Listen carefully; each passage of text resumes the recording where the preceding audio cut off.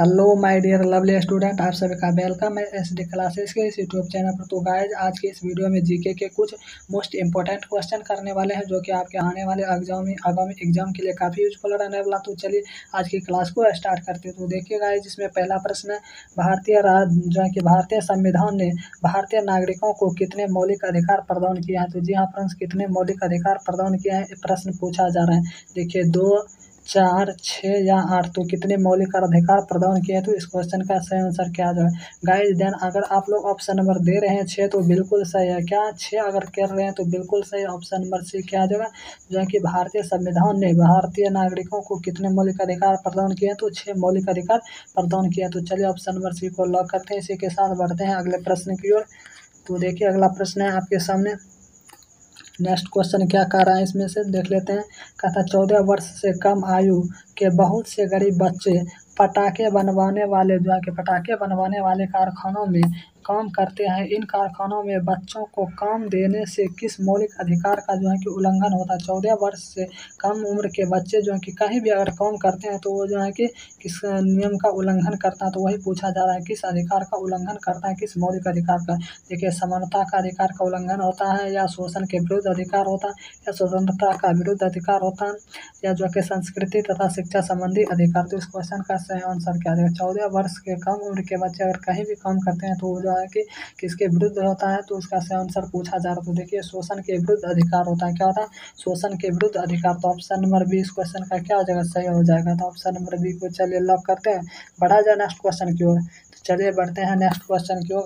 और आप लोग कर रहे हैं तो चलिए अगले प्रश्न की ओर देख लेते हैं। तो देखिए अगला प्रश्न है, कहता लोकसभा का कार्यकाल है। जी हाँ फ्रेंड्स, कितने वर्ष का लोकसभा का कार्यकाल होता है इसमें प्रश्न पूछा गया है। तो देखिए 3 साल का होता है, 4 साल का, 5 साल का, या 6 साल का होता है। तो यही प्रश्न का आंसर इसमें बताना है कितने साल का होता है। तो गाइस इस क्वेश्चन का सही आंसर हो जाएगा 5 वर्ष का होता है। ठीक है, 5 साल का। क्या जाएगा ऑप्शन नंबर सी। तो चलिए ऑप्शन नंबर सी के साथ बढ़ते हैं अगले क्वेश्चन की ओर। देखिए अगला प्रश्न है, कहता भारत के राष्ट्रपति को पद की शपथ कौन दिलाता है। जी हाँ फ्रेंड्स, जैसे भारत के राष्ट्रपति बनते हैं तो उनको शपथ ग्रहण कौन दिलवाता है। तो इस क्वेश्चन का यही आंसर पूछा जा रहा है, क्या होगा। चीफ इलेक्शन कमीशन दिलवाता है, या सुप्रीम कोर्ट के मुख्य न्यायाधीश, या चीफ मिनिस्टर जिसे मुख्यमंत्री कहा था, या प्राइम मिनिस्टर प्रधानमंत्री। तो इस क्वेश्चन का सही आंसर पूछा जा रहा है कि भारत के राष्ट्रपति को पद की शपथ कौन दिलाता है। जी हाँ फ्रेंड्स, शपथ कौन दिलाता है। तो इस क्वेश्चन का करेक्ट आंसर क्या हो जाएगा। तो गाइस इस क्वेश्चन का जो है कि सही आंसर हो जाएगा, राष्ट्रपति को शपथ पत्र दिलाता है जो सुप्रीम कोर्ट के मुख्य न्यायाधीश। कौन? तो सुप्रीम कोर्ट के मुख्य न्यायाधीश। तो आपका क्या हो जाएगा ऑप्शन नंबर बी इस क्वेश्चन का सही आंसर हो जाएगा, शपथ दिलाते हैं सुप्रीम कोर्ट के मुख्य न्यायाधीश उपराष्ट्रपति को। नेक्स्ट क्वेश्चन है, कहता जनसंख्या के संदर्भ में भारत का विश्व में स्थान है। जी हाँ फ्रेंड्स, भारत का विश्व में कितने नंबर पर जो है भारत आते हैं जनसंख्या के संदर्भ में। तो देखिए पहला स्थान पर, दूसरा स्थान पर, तीसरा स्थान पर, या 5वें स्थान पर। तो इस क्वेश्चन का आंसर पूछा जा रहा है। तो भारत जो है कि जनसंख्या के आधार पर जो है कि कितने नंबर पर आते हैं। तो फ्रेंड्स दूसरे स्थान पर जनसंख्या के आधार पर आते हैं। अगर आपसे पूछ लिया जाए कि क्षेत्रफल के आधार पर, तो 5वें स्थान पर आते हैं क्षेत्रफल के आधार पर अपना देश भारत। तो चलिए अगले प्रश्न देख लेते हैं। तो अगला प्रश्न है, कहता पूंजीवादी अर्थव्यवस्था में।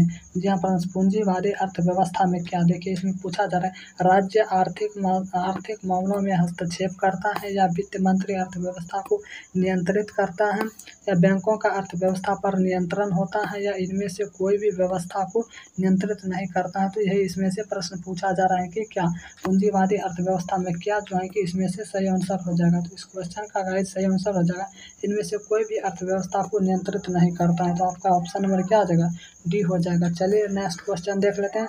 गाइस देखिए नेक्स्ट क्वेश्चन है, कहता भारत में अधिकांश अदृश्य बेरोजगारी पाई जाती है। जी हाँ फ्रेंड्स, अधिकांश अदृश्य बेरोजगारी जो है कि पाई जाती है, किस में पाई जाती है। कृषि में पाए जाते हैं, उद्योग में, व्यापार में, या यातायात में। तो इस प्रश्न का सही आंसर क्या आ जाएगा। जो है कि अदृश्य बेरोजगारी पाई जाती है तो आपका कृषि में, किसमें, कृषि में। आपका ऑप्शन नंबर ए इस प्रश्न का करेक्ट आंसर हो जाएगा। इसी के साथ इसको लॉक कर देते हैं ऑप्शन नंबर ए को। चलिए अगले प्रश्न की ओर बढ़ते हैं। तो देखिए अगला प्रश्न क्या है। नेक्स्ट प्रश्न का था निम्नलिखित फसलों में से कौन सी फसल नकदी फसल के रूप में जानी जाती है। जी हाँ फ्रेंड्स, नकदी फसल के रूप में कौन सी फसल जानी जाती है। चावल जानी जाती है, गेहूं नकदी फसल में आते हैं, या बाजरा, या कपास। तो कौन सी फसल नकदी फसल में सम्मिलित है। तो इस क्वेश्चन का सही आंसर हो जाएगा। तो फ्रेंड्स जो है कि इस प्रश्न का सही आंसर हो जाएगा आपका जो है कि इसमें से कपास आपका जो है कि नगदी फसल के अंतर्गत आते हैं। किसके अंतर्गत? नगदी फसल के अंतर्गत आपका कपास आते हैं। अगर आपसे पूछ लिया जाए कि विश्व में कपास के उत्पादन में अग्रणी देश कौन है, तो अपना देश भारत जो है कि कपास के उत्पादन में अग्रणी देश है। चलिए अगले क्वेश्चन की ओर देखते हैं।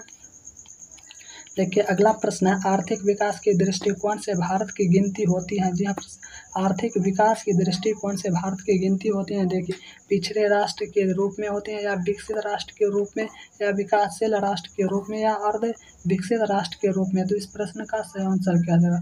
तो गाइज इस क्वेश्चन का सही आंसर हो जाएगा आर्थिक विकास के दृष्टिकोण से जो है कि भारत की गिनती होती है वो विकासशील राष्ट्र के रूप में। किसके रूप में? विकासशील राष्ट्र के रूप में। तो आपका क्या हो जाएगा? ऑप्शन नंबर सी इस क्वेश्चन का सही आंसर है। क्या? Option number C. Next question देख लेते हैं। नेक्स्ट प्रश्न है, भारत बाहुल्य में आयात करता है। जी हाँ फ्रेंड्स, बाहुल्य में आयात करता है। देखिए जूट का करता है, यानी कि सबसे अधिक किस में करता है? तो देखिए जूट का, एपीजी का, एलपीजी गैस का करता है, या नमक का करता है, या चाय का। तो इस प्रश्न का सही आंसर किसका आयात करता है? तो इस प्रश्न का कौन सा पूछा जा रहा है? तो इस प्रश्न का सही आंसर आपका एलपीजी का करता है। किसका? एलपीजी का। ऑप्शन नंबर बी इस क्वेश्चन का सही आंसर है। इसी के साथ चलिए नेक्स्ट क्वेश्चन की ओर बढ़ते हैं। देखिए नेक्स्ट प्रश्न है, भारत में जो है कि यहाँ पर पूछा जा रहा है, भारत में उपभोक्ता अधिनियम कब पारित किया गया? जी यहाँ पर उपभोक्ता अधिनियम जो है कि कब पारित किया गया? 1983 ईस्वी में, 1986 में, 1995 में, 1997 ईस्वी में पारित किया गया। तो इस प्रश्न का सही आंसर क्या है? तो ध्यान अगर आप लोग भी दे रहे हैं ऑप्शन नंबर 1986, तो बिल्कुल सही है। इसका जो है कि भारत में उपभोक्ता अधिनियम कब पारित किया गया? तो 1986 ईस्वी में पारित किया गया। ऑप्शन नंबर बी इस क्वेश्चन का सही आंसर हो जाएगा। तो चलिए इसी के साथ नेक्स्ट प्रश्न देख लेते हैं। तो देखिए गाइज नेक्स्ट क्वेश्चन है, सरदार सरोवर बांध किस नदी पर बनाया जा रहा है? तो जी हाँ फ्रेंड्स, सरदार सरोवर बांध किस नदी पर बनाया जा रहा है? बेतवा नदी पर, कावेरी नदी पर, नर्मदा नदी पर, या साबरमती नदी पर। तो इस प्रश्न का सही आंसर क्या हो जाएगा? किस नदी पर बनाया जा रहा है? तो गाइज इसका जो है सही आंसर हो जाएगा ये नर्मदा नदी पर बनाया जा रहा है। ठीक है फ्रेंड्स, नर्मदा नदी पर। ऑप्शन नंबर क्या आ जाएगा? ऑप्शन नंबर सी नर्मदा नदी। तो चलिए नेक्स्ट क्वेश्चन देख लेते हैं। तो नेक्स्ट क्वेश्चन है, दादा साहब फाल्के पुरस्कार किस क्षेत्र से संबंधित है? जी हाँ पर दादा साहब फाल्के पुरस्कार जो दिया जाता है वो किस क्षेत्र में दिया जाता है? यही प्रश्न यहाँ पर पूछा जा रहा है। प्रश्न का आंसर क्या होगा? सशस्त्र सेनाएं में दिया जाता है, या साहित्य के क्षेत्र में, या फिल्म के क्षेत्र में, या खेलकूद के क्षेत्र में दादा साहब पुरस्कार जो है कि दिया जाता है? तो किस क्षेत्र में दिया जाता है? इस प्रश्न का सही आंसर क्या है? तो दादा साहब फाल्के पुरस्कार जो फिल्म के क्षेत्र में दिया जाता है। तो ऑप्शन नंबर आपका क्या आ जाएगा? आपका ऑप्शन नंबर बी इस क्वेश्चन का सही आंसर आ जाएगा। Sorry, option number C film के क्षेत्र में जो है कि दादा साहेब फाल्के पुरस्कार दिया जाता है। नेक्स्ट क्वेश्चन है, किस राज्य में एलोरा की गुफाएं स्थित हैं? जी हाँ फ्रेंड्स, एलोरा की गुफाएं किस राज्य में स्थित है? आंध्र प्रदेश में, कर्नाटक में, मध्य प्रदेश में, या महाराष्ट्र में। तो किस राज्य में स्थित है? तो इसका सही आंसर पूछा जा रहा है। ठीक है फ्रेंड्स, तो एलोरा की गुफाएं जो है कि इसका जो सही आंसर है महाराष्ट्र में स्थित है। कहाँ स्थित है? तो महाराष्ट्र में आपका स्थित है एलोरा की गुफा। ऑप्शन नंबर डी इस क्वेश्चन का सही आंसर है। नेक्स्ट क्वेश्चन है, देखिए यहाँ पर नेक्स्ट क्वेश्चन क्या था, विंबलडन जो है कि पूछा था, विंबलडन जो है कि चैंपियनशिप किस खेल से संबंधित है? जो है कि खेल का नाम है चैंपियनशिप किस खेल से संबंधित है पूछा जा रहा है।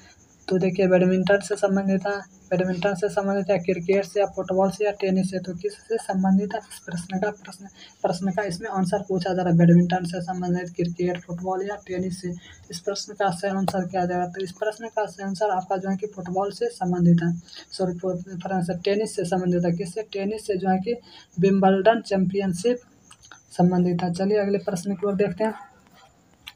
तो देखिए नेक्स्ट क्वेश्चन है, कहता है विश्व प्रसिद्ध थार रेगिस्तान किस राज्य में स्थित? जी हाँ फ्रेंड्स, थार रेगिस्तान किस राज्य में? उत्तर प्रदेश में, राजस्थान में, बिहार में, आंध्र प्रदेश। देन आप ये सभी आपका जो है कि ये सभी का क्वेश्चन सही हो रहा है। इसका ऑप्शन अगर आप लोग दे रहे हैं, थार जो है कि किस राज्य में स्थित है? राजस्थान में। तो बिल्कुल सही है। क्या जो ऑप्शन नंबर बी, क्या जो ऑप्शन नंबर बी राजस्थान में स्थित है। तो चलिए नेक्स्ट क्वेश्चन देख लेते हैं।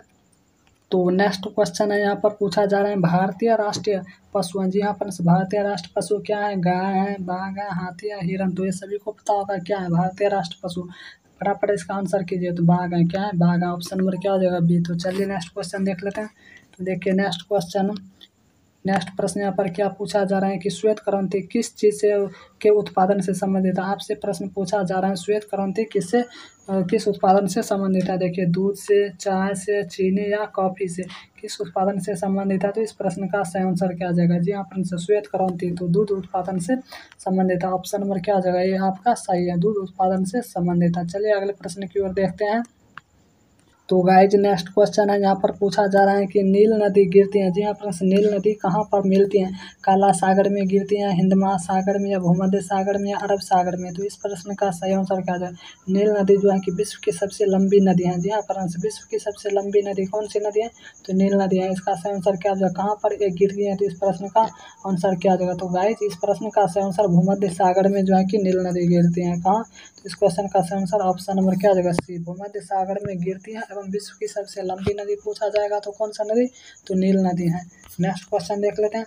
तो देखिए गाइज नेक्स्ट क्वेश्चन, निम्नलिखित में से कौन सा स्थान सर्वाधिक वर्षा के लिए प्रसिद्ध है? जी हाँ फ्रेंड्स, सर्वाधिक वर्षा के लिए प्रसिद्ध स्थान बीकानेर है, पटना है, मानेसराम है, या त्रिपुरा? तो कौन सा स्थान जो है कि प्रसिद्ध है? तो गाइज इसका सही आंसर होगा मानेसराम, जो है कि मेघालय में पड़ता है, तो सर्वाधिक वर्षा के लिए प्रसिद्ध है। चलिए अगले प्रश्न की ओर देखते हैं।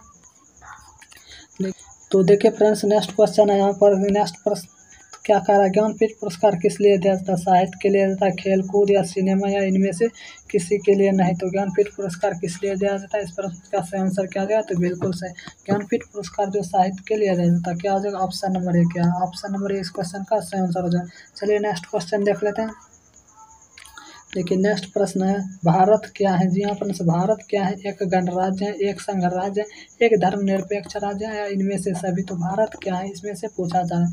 तो देखिएगा इस प्रश्न का सही आंसर हो जाएगा भारत तो एक गणराज्य है ही, भारत एक संघ राज्य भी है, भारत एक धर्मनिरपेक्ष राज्य भी है। तो इस क्वेश्चन का सही आंसर क्या आ जाएगा?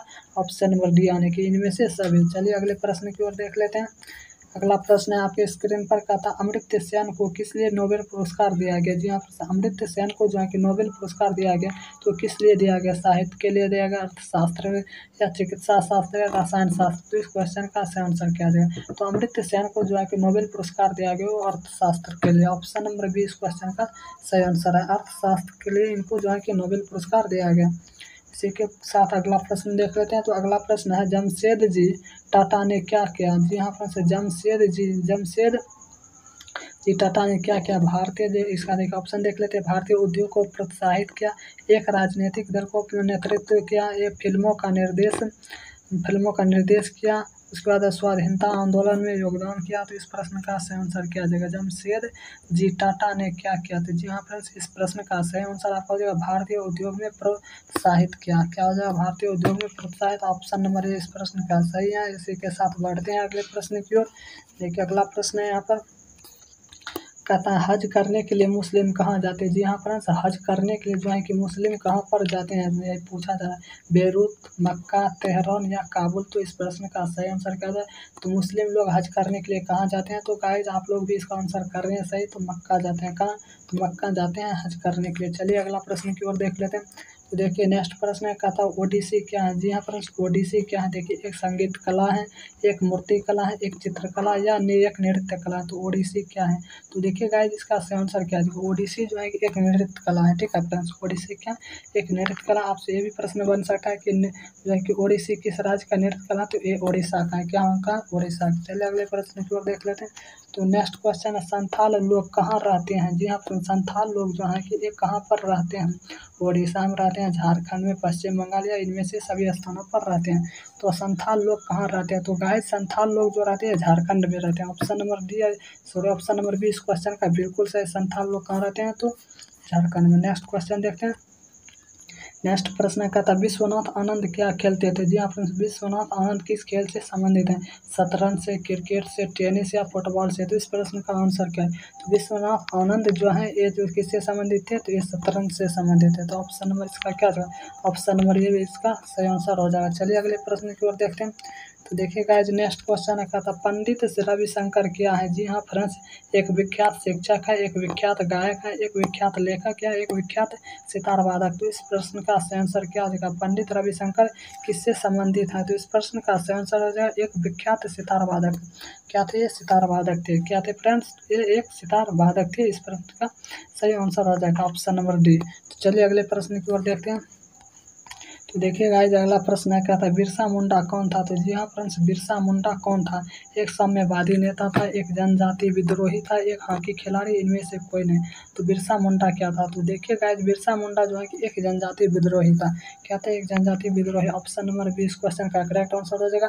गाइस आप लोग का 30 में से कितना स्कोर सही हुआ आप लोग कमेंट में जरूर बताइएगा। एवं चैनल को अभी तक सब्सक्राइब नहीं किया तो चैनल को सब्सक्राइब कीजिए, वीडियो को लाइक नहीं किया तो वीडियो को लाइक कीजिए। फिर मिलेंगे अगले क्लास में, तब तक के लिए जय हिंद।